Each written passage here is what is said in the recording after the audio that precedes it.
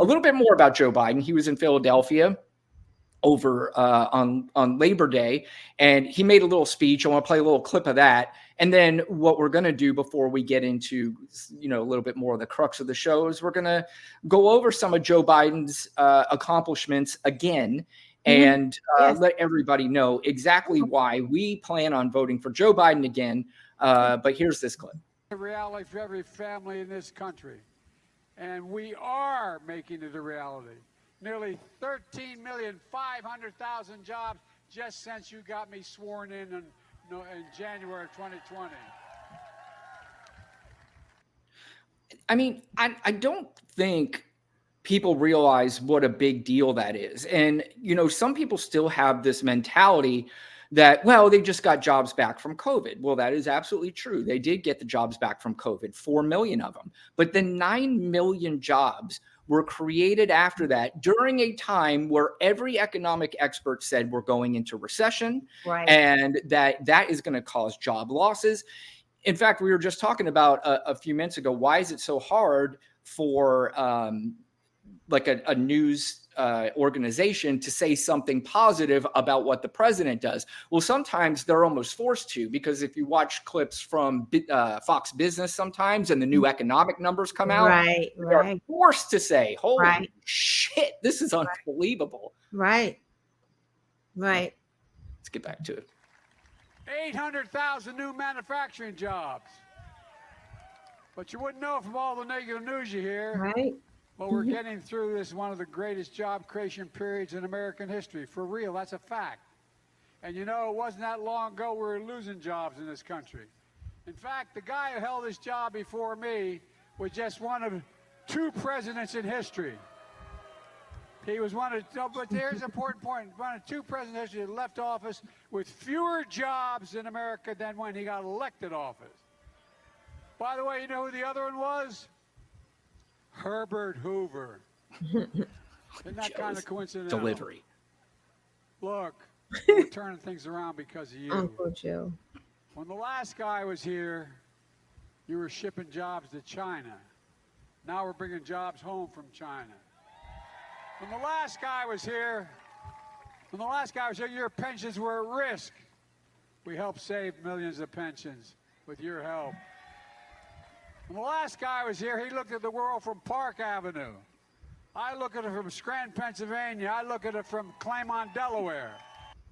I can't help but hear Scranton, Pennsylvania, and not think of one of my favorite shows of all time, The Office. Yes, The Office. Oh my God, I love that show.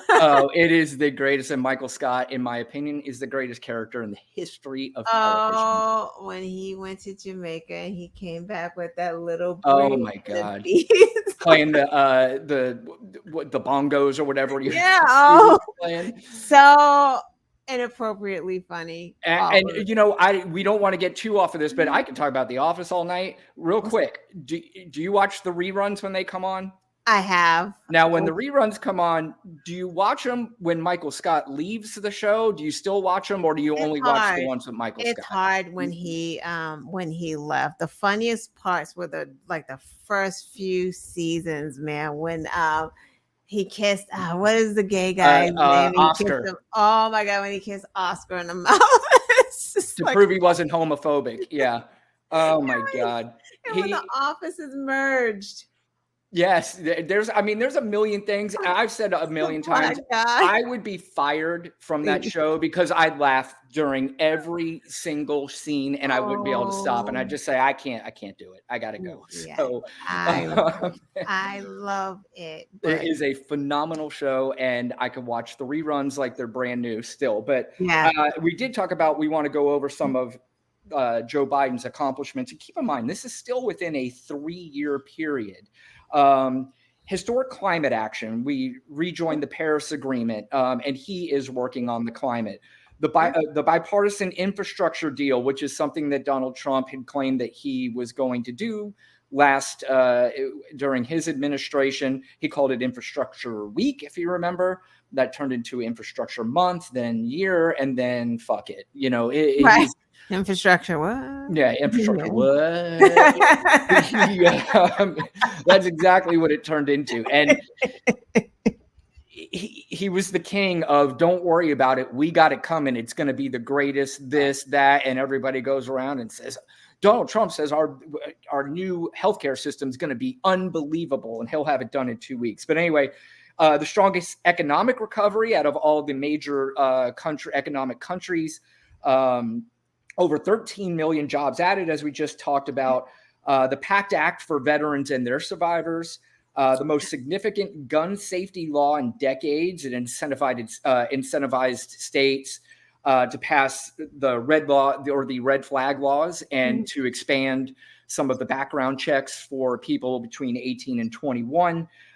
He strengthened the U.S. alliance and partnerships around the world, bringing semiconductor manufacturing jobs back to the United States, like he just said, through the CHIPS and Science Act, and canceled more than $116 billion in student loan debt for 3.4 million Americans who were basically duped by a lot of those companies. But that's just, and there are more things that you can add to that. So this idea that we're looking at a virtual tie between Biden and Trump, that there's still a choice to be made between, even if it's not Trump, between Biden and who's going to come in here and do any of that, because they had control and they didn't do it. He brought home Brittany Griner and Trevor Reed. Is that his name? Reed and Griner? Like, he brought Griner home. Yeah. He negotiated that. He got that done. Like,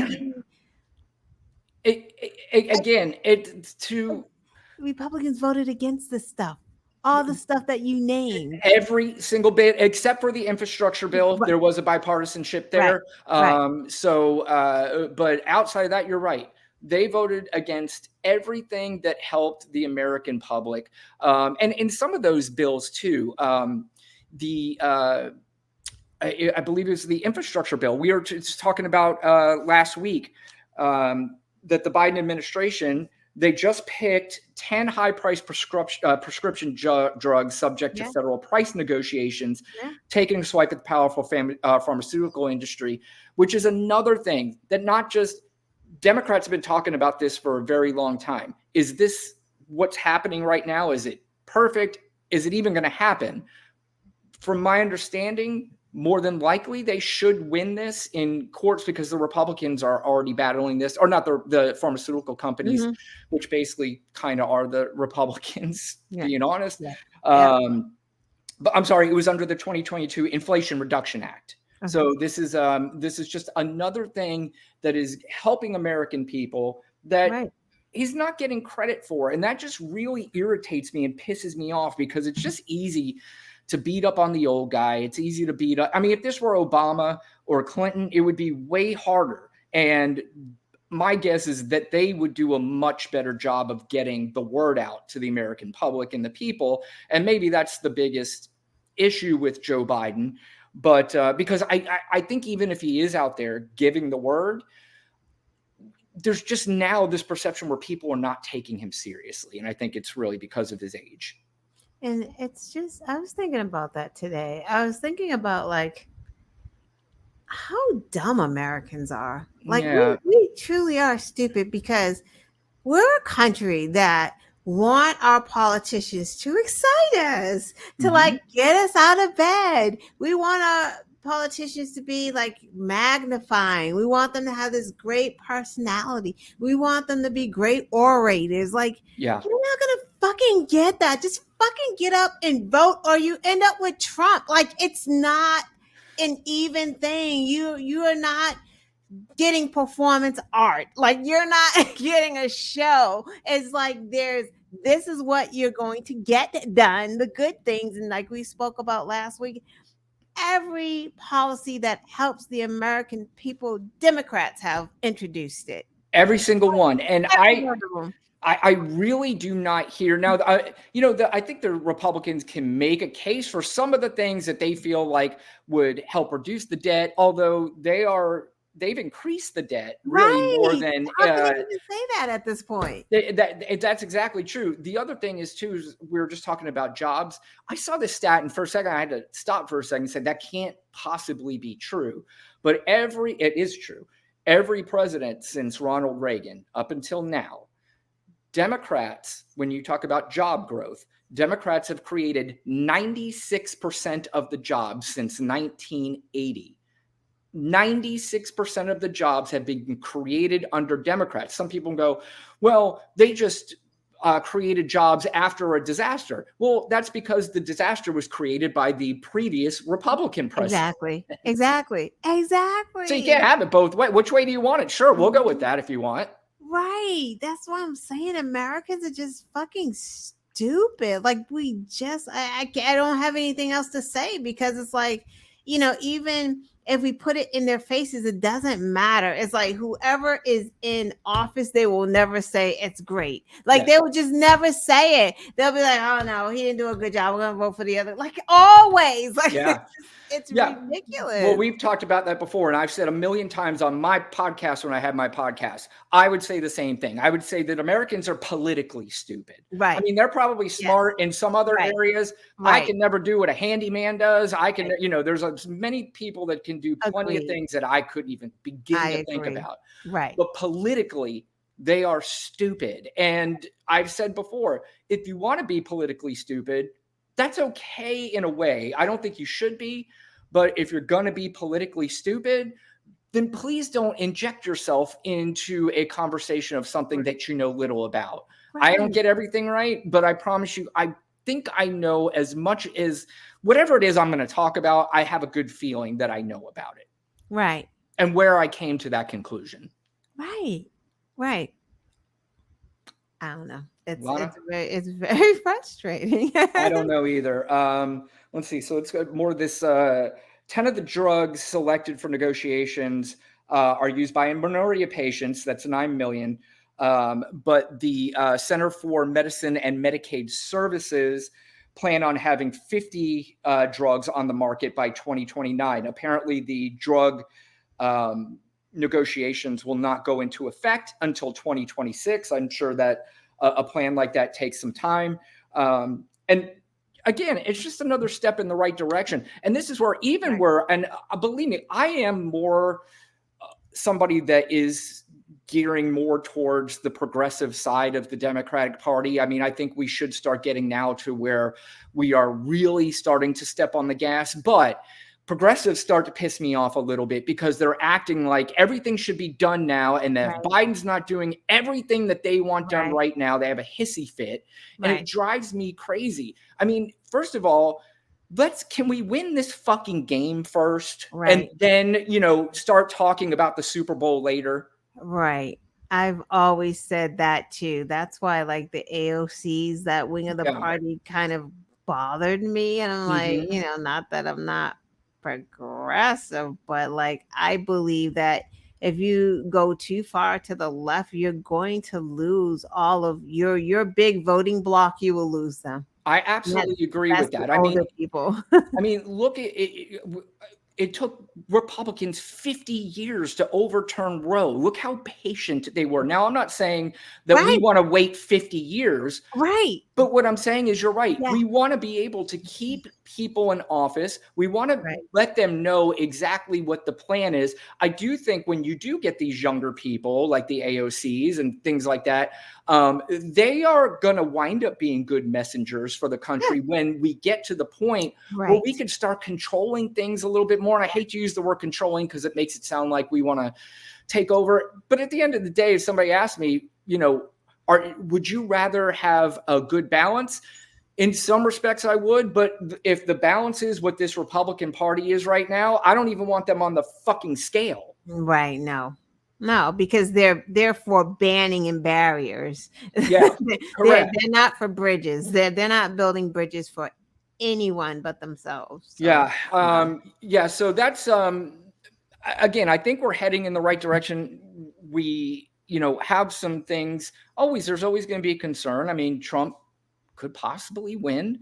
I don't think he will. I don't think he's even going to be there. I think it's going to be very difficult for him to be there. Now, of course, I won't be surprised if he is. He's clearly going to win the nomination as long as he's still on the ballot. We talked about this last week. There are a lot of law experts, and a lot of them conservative law experts, as we talked about, that really believe Donald Trump should not even be on this ballot. We don't even need a conservative expert to even think that, because none of us think that he should be on the ballot. Like, I it is I how agree. to I mean, overthrow a government. That's fucking common sense. Like, seriously, you don't need a law degree to. He tried to overthrow an election, and you're gonna put him back in there. Like, that doesn't. not to mention the 100 other things that he's done that And the makes him documents too, like unqualified. you put top security documents in your bathroom, like that alone is like, no, you can't come back. That's crazy. How do you get the job again? How do you get to reapply when you Right. fucked up the job? Like, how do you get to reapply for the same job again? You got fired. That's just say we talk about, they keep saying, if they could do this to me, they could do. This is the only guy ever that can do the worst possible thing you could do at the job, and they go, you are rehirable. On purpose. Right. He wasn't even bad at his job because, like, oh, well, I don't know what I'm doing. He was intentionally just doing stuff. This is equivalent to Wow. working for, I don't know, IBM, whatever, a major corporation, and you've been caught on camera ransacking the place, stealing money from the place, doing all that, and then 4 years later they go, all right, let's give this guy another chance. Let's have him back. Who does that? America, because they are politically fucking stupid, just like we said earlier. And just support him. The 91 counts, like, oh no, we believe him. He's duped. And Biden went into the local government and he's talking to Fonnie Willis and telling Fonnie, like, come on. Yeah, I know. It's a big conspiracy, and they're all sitting around to get Donald Trump. But we have talked about this before. Joe Biden and the Democrats absolutely 100% want Donald Trump on that ticket. They want to run against Donald Trump. Exactly. And people will listen to that and think it's still hard to believe. I don't know, man. And yes, Donald Trump can win. But I think you said it last week. What we're doing is, or what they're doing is, whether us, them, they're going after an independent voter that is not 100% stupid. They understand the difference between, Right. Okay, Joe Biden's not my favorite, but this is just beyond crazy. And this is not something I am supporting. You only have a small percentage, even though that small percentage is big enough to make it interesting, which is sad and scary. But I think, the independents are not going to come out for Donald Trump, No, maybe even in the way they did in 2020. Right. Because especially the ones that didn't vote for him before are not going to turn around and say, hey, I'm going to vote for him. And then he may scare some away, like you said, because they voted for him before and they were iffy and unsure. Why would they go to him now? Like, this is crazy town. Yeah. What are his policies? Like, is he talking about policy? Is he just on loop with the 2020 election? That doesn't even make any sense. Like, they're like, yeah, going to his rallies. That's how we know they don't, like you said, politically ignorant. And they want to be. They don't care about the policy. They just want to win. They just want this white man to take his throne because, after Democrats, because the Democrats are it's diverse. Like, they hate that. Yes. Yeah. And it drives me nuts too when I always hear them say that the Democrats are the racist party. I don't know, if you kind of look at the difference between the Senate and the House and the diversity between the two, I don't see, but they mix some words up to say that listen, I don't even want to get into the minutia of the ridiculousness. Donald Trump did not have he had the least diverse administration ever. No question. Yeah. And one of the only black people he had in his administration, or did he have him in his administration, or at least close to him, he killed him. Herman Cain. Ben Carson. Yeah. He had Ben Carson as the HUD guy. Yeah, but Herman Cain was close to him too, and now Herman Cain is dead. So I listen.